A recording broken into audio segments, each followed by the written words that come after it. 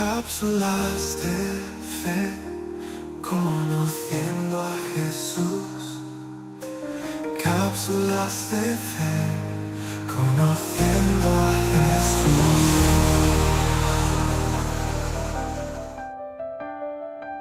Hola, ¿qué tal a todos? Bienvenidos, es un gusto saludarles. Dios les bendiga mucho. De verdad estoy muy agradecido con Dios por su vida. Estoy muy contento por comenzar a estudiar ahora ya el capítulo número 5 del Evangelio de Juan. Y hoy te pido muchísimo tu atención, puesto que vamos a comenzar a utilizar algunos contextos históricos y arqueológicos para poder hablar acerca de este capítulo número 5. Te voy a comenzar a leer a partir del versículo número 1 con la intención de introducirnos en esta historia. Dice: después de estas cosas había una fiesta de los judíos y subió Jesús a Jerusalén.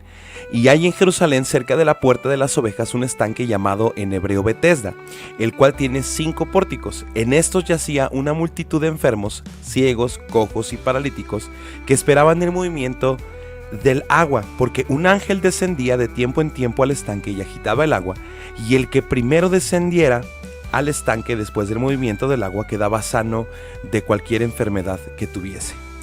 Aquí yo quiero preguntarte algo muy interesante. Aquellas personas que se han dado la oportunidad de leer el Antiguo Testamento y el Nuevo Testamento, ¿cuándo en algún momento de la historia de la Biblia nosotros hemos tenido la oportunidad de leer algo parecido a esto? Un ángel descendía y sanaba única y exclusivamente a la primera persona, como si Dios estuviera tirando suertes y la sanidad dependiera de la fuerza física que estas personas enfermas tuvieran.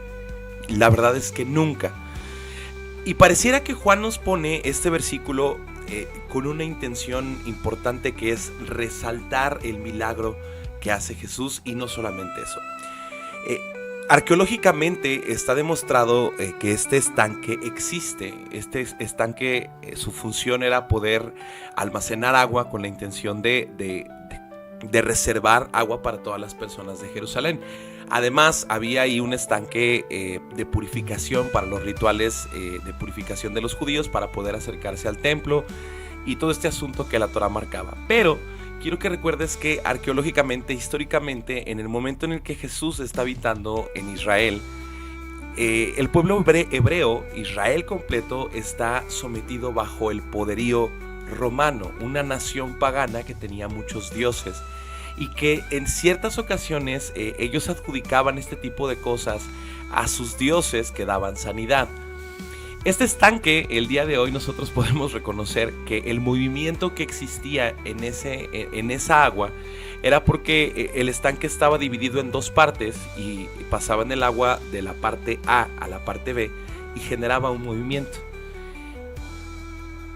Y la religiosidad que existía, el paganismo que existía, había hecho creer que las personas que tocaran, o la persona que tocara el agua por primera instancia, sería sana. Esto no, ¿cómo te lo explico? No podemos entender este contexto hasta que no unimos la arqueología a la historia.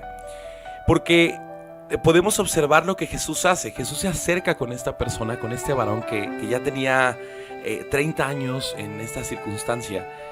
Y Jesús le pregunta que si quiere ser sano. Y la respuesta automática de él es que no tengo quien me lleve al agua para ser sano. Ahora, esta parte para mí es muy interesante que nosotros podamos entenderla, porque obviamente Juan nos permite leer esta historia extraña de que un ángel descendía para poder resaltar el milagro que Jesús hace a partir del versículo número 6, donde le pregunta directamente: ¿quieres ser sano? Y después es precioso, esta parte me encanta. Podemos unir esta idea que yo te estoy compartiendo en el versículo 14, donde dice: después le halló Jesús en el templo y le dijo: mira, has sido sanado, no peques más para que no te venga alguna cosa peor. Pareciera que Jesús está reprendiendo el acto de este hombre de tener fe en aquello que no sana. Él era un hombre judío que conocía la Torá, que conocía al Dios poderoso, que tenía el poder de sanarlo, pero él había decidido poner su mirada, su fe en algo contrario al Dios eterno. Y pareciera que por eso Jesús le está reprendiendo. Recuerda, por ejemplo, por contexto, la historia de cuando están viendo a un hombre que también está enfermo y le preguntan: Jesús, ¿quién pecó? ¿Este o sus padres para que él estuviera en esta condición? Y Jesús le contesta que no, que ninguno de los dos, que en muchas ocasiones todo este asunto de las enfermedades y las dolencias vienen para glorificar a Dios. Probablemente, choca mucho en mi mente toda esta circunstancia donde me puedo dar cuenta cómo Jesús utiliza las palabras acertadas en el momento acertado, con la persona necesaria para que nosotros podamos aprender. ¿En quién estás poniendo tu fe? ¿En Jesús? ¿En las circunstancias? Porque en muchas ocasiones, hoy estaba precisamente escuchando una canción donde habla de este sentir tan humano, pero tan dañino para nosotros como cristianos, que es: yo creo en Jesús, pero tengo alternativas. O sea, yo creo que Jesús puede proveer, pero si Jesús no provee, yo voy a hacer esto. Yo creo en Dios que me va a sanar, pero si Dios no me sana, yo tengo estas otras alternativas. Yo creo que Dios va a restaurar mi matrimonio, va a restaurar mi familia, pero si Jesús no restaura mi familia, no restaura mi matrimonio, yo tengo estas otras alternativas. Y eso es, yo creo que la parte fundamental, o la primera parte fundamental de esta historia que nos permite leer el autor de Juan. Ahora, más adelante podemos darnos cuenta que Jesús comienza a tener un enfrentamiento con los fariseos que le están reclamando y están enojados por el Shabbat, porque no podía cargar el Señor su mantita donde estaba él acostado, y todo este asunto que yo sé que lo leíste. Pero a mí, cuando yo estaba leyendo este capítulo, de verdad me brincó el corazón cuando yo leí el versículo número 42, y te lo comparto, donde Jesús les dice: mas yo los conozco que no tienen amor de Dios.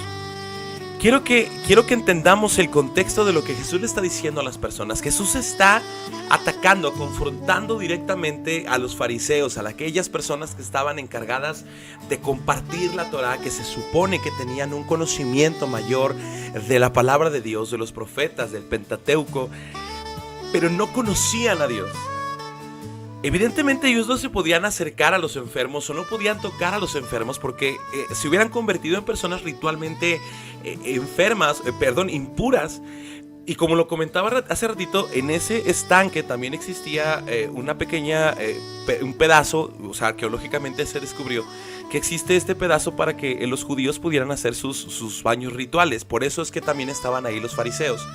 Pero como fariseo, más allá de tocar a un enfermo, más allá de quizás cargarlo o lo que sea que los convirtiera en alguien ritualmente impuro, ellos podían bendecir a los enfermos, ellos podían hablarles del Dios Todopoderoso que tenía todo en sus manos, que tiene todo en sus manos y que podía sanarlos y que podía darles una esperanza de vida pero no, ellos estaban más preocupados por las exigencias que ellos mismos habían establecido sobre la ley, en vez de tener en su corazón esta parte que Jesús menciona: yo los conozco que no tienen amor de Dios en ustedes.